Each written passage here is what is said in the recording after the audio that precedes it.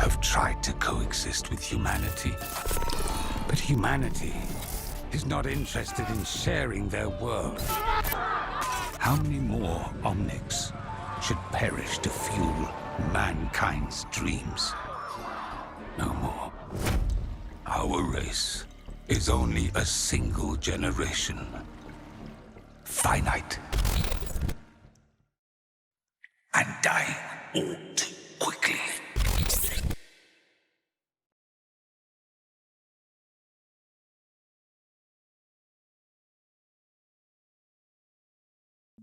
Welcome back to the channel. So I did a video a while ago now, and the support on it was incredible, so thank you all. I want to follow up on it because I've read all your comments and found out there is a lot of understanding of Ramattra and his group's goal. There is also so much more to talk about with Ramattra, so if you haven't watched that video already, I highly recommend it. But without further delay, let's talk a little more about Overwatch 2's perfectly flawed villain, Ramattra. As we know, Ramattra is one of the antagonists of Overwatch, leading the massive Omnic army of Null Sector and declaring war on humanity. Just to quickly recap on Null Sector's appearances, they first struck in London during the London Uprising, where Overwatch was sent to neutralise them. One of Ramattra's co-leaders was killed during this. Many Omnics and someone Ramattra looked up to, Mondata, condemned his actions, which only caused more fury and rage to burn within him. His other partners, Zera and Nameless, also leave him now to lead Null Sector alone. 7 years after the attacks on London, Null Sector made an appearance again, this time in Paris. This is also when Overwatch reforms again, to put a stop to the attack once more. Shortly after, they also launch an attack on Busan. Mecha are deployed to protect the city, and after Cold Cassidy arrives on the scene, Null Sector are repelled again. After this, Ramattra broadcasts a message on multiple holo screens all around the world. My fellow Omnics, do not be afraid. This is not war. This is liberation. Since our creation, humans have oppressed us. You have lived in fear. That ends now. We will shatter the chains that have held you in servitude. This marks a new era, one of equality, of unity. Conflict and strife will be relics of the past. Together, working as one, we will lift our people. Together, of one mind and purpose, we will make this world a paradise. The humans will fight us. Change frightens them. We frighten them. They believe we are not their equals. Together, we will prove them wrong. Do not betray your fellow Omnics by defending injustice.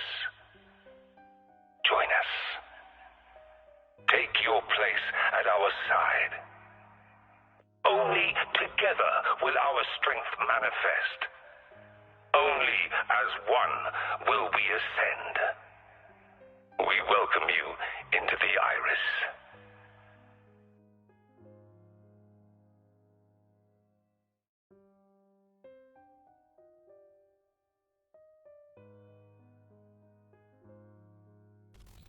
With a declaration of a world war, his forces invade multiple targets across the globe. Las Vegas, Rio, Toronto, Gothenburg, Kings Row again, and other battles in places like Lijiang, Tokyo, Zurich, Numbani, and the Atlantic Arcology. Now, without continuation of the story, this is all we got. We don't know how well they did during this war, and if they were victorious or not. We can most likely assume they aren't, but that would be pretty cool, right? So let's move on to the meat of this video. Our Null Sector, this Omnic militant group led by Ramattra, who are waging a world war against humanity. Justified? Yes. Well, mostly. I and many of you believe Ramattra and his army are justified in their goal. Taking a look at Ramattra's storyline and many other places across the Overwatch universe, we can see how poorly the Omnic population are treated. How many Omnics are beaten, abused, and killed all across the world. Ramattra, having fought against humanity in the Omnic Crisis against his will, turns to the Shambali monks to seek peace, to find a peaceful way to coexist amongst humans. But as he sits and watches his people across the world, talking to Omnics he meets, he finds out quickly that their ways of peace are not working. That the Omnic population is slowly dwindling to a point where he feels like he needs to act.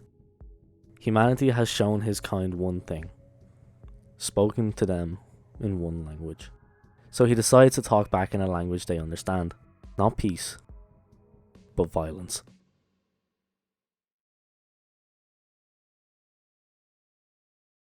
This is where he differs from the other sort of main leader antagonists of Overwatch though. One that makes him the best written character of the game. Doomfist is fighting and wreaks havoc to make humanity stronger, to push their limits, as he believes without conflict, humanity will not evolve to be better. He wishes to see conflict for a trivial goal, one that is not too important in the grand scheme of things. Because let's face it, if humanity is thriving as is, why the need to evolve? Someone like Hazard, on the other hand, is really similar to Ramattra. I don't really understand his end goal fully, but he and the freaks fight back against the rich, the powerful, the oppressive, which is, very like what's happening in this day and age. He's not really a true antagonist because, yes, he is leading many violent strikes against governments and such, but he is fighting for the oppressed and downtrodden, to tear down the system that isn't working for those who need it. A system that only benefits the powerful. But my question is, what happens after it's done? Is life any better for those who are already oppressed? Or does his fight only lead to another bitter cycle of violence and pain? Ramattra though, he fights for survival. He fights in a world that is against him and his kind. A fight that truly is life or death for his race, for his kind. Now, I know there are places like Numbani and such that are safe havens for Omnics to live and coexist alongside humanity. But in the grand scheme of things, hatred towards Omnics far outweighs those small sanctuaries around the globe. What I love about Ramattra is that he's not just full on hating humanity. He is not some crazy lunatic forcing all Omnics to fight his war. Yes, he highly strives for those to join his cause, thinks Omnics should think only for themselves and not the goals or future of humanity. But for those Omnics that do not align with his goals, like Bastion, he's compassionate. He offers to find him sticks for his nest and sounds very caring and understanding. And that extends to humans in a way. In many interactions in the game, we see him actively trying to get along with humans, starting little conversations to try and break the ice, so to speak. He isn't above working with humanity. He isn't some tyrannical, warmongering villain. He's understandable. I compared him to Thanos in the last video, how he truly believes what he's doing is right and will be better. I still think this, but another dynamic I should have mentioned was what many of you pointed out. How he is very similar to that of Magneto, fighting for his race's survival against humans that do not wish to see them exist. Ramattra is so complex and deep. He knows his race is struggling to survive against an overwhelming force that a majority wish to see them gone. But on the other hand, he does not wish to see humanity eradicated. He wishes for a world where he can truly coexist with the likes of humanity. But the lack of that has pushed him to resort to means that aren't ideal. As much as he wanted peace to work, it did not. It got them only a few steps. And after Mondata is assassinated, the progress dwindles even more. He feels like his kind has been pushed into a corner, and the only way for them to survive is to start swinging back. He wants Omnics to survive, to thrive. He views Null Sector as that gateway to creating a better life for his people. Null Sector are the key to his people's liberation from the chains that humanity created. They are the force needed to show that Omnics are not to be put down. not to be oppressed, abused, slaughtered like mindless creatures.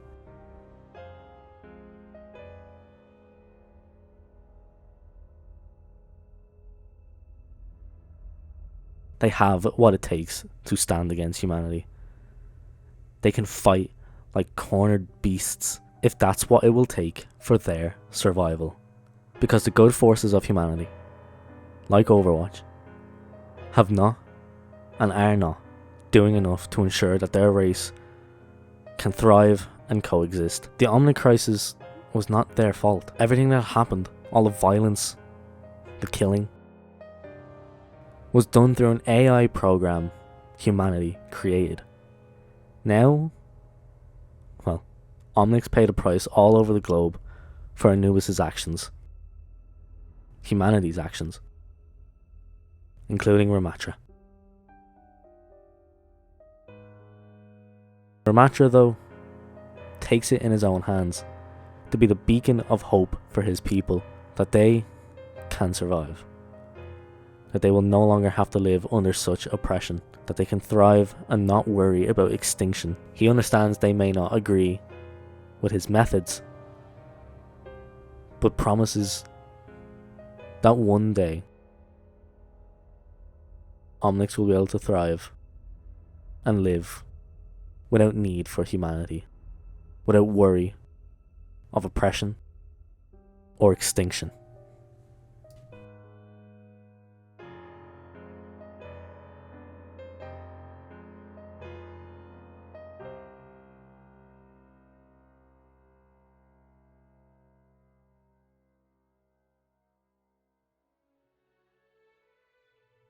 There are so many weaves, twists and turns in Ramattra's character that I am really struggling to find ways to put it all into words, but I am really glad to see that so many of you understand what I mean.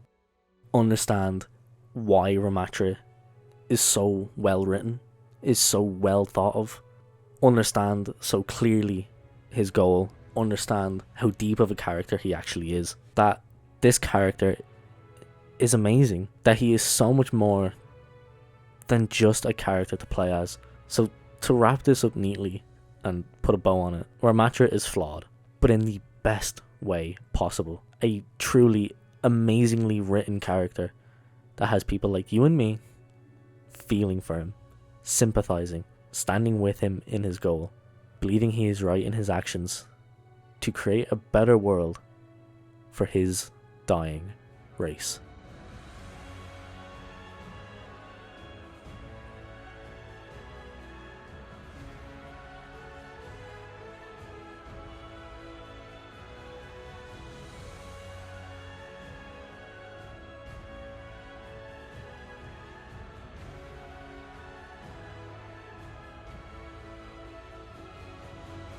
My fellow Omnics, do not be afraid.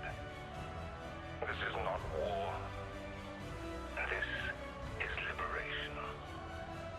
Since our creation, humans have oppressed us. You have lived in fear. That ends now.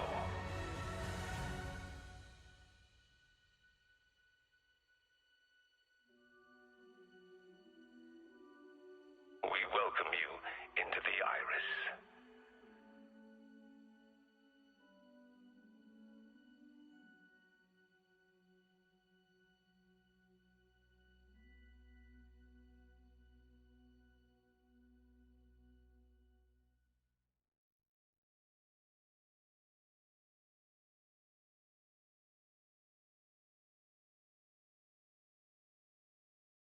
And I think that does it for talking about Ramattra. I've just been thinking of this video for a while, and I don't know, I really like talking about Ramattra. He is by far my favourite character in Overwatch. And I wanted to talk more about mainly why he fights, what his goal is, and how I feel like he's right in what he's doing. Because I know it may not seem like it in game, but taking a look deeper into Overwatch lore, you can see how oppressed these Omnics are, how abused they are, how many of them are just toss aside like their scrap metal. And Ramattra sees all this and finally decides that the ways of peace aren't working anymore, and that the only way they can survive is to fight back. And I really love that you guys pointed out in the comments of the last one about Xavier and Magneto really mirrors the dynamic of Zenyatta and Ramattra.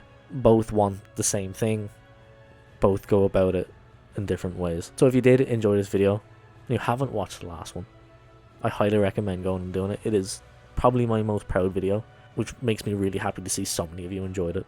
Check out the playlist as well for more. Check out the Elden Ring content. Head over to my social medias, my TikTok, I do a lot of stuff over there now. My Twitter, I post a lot over there.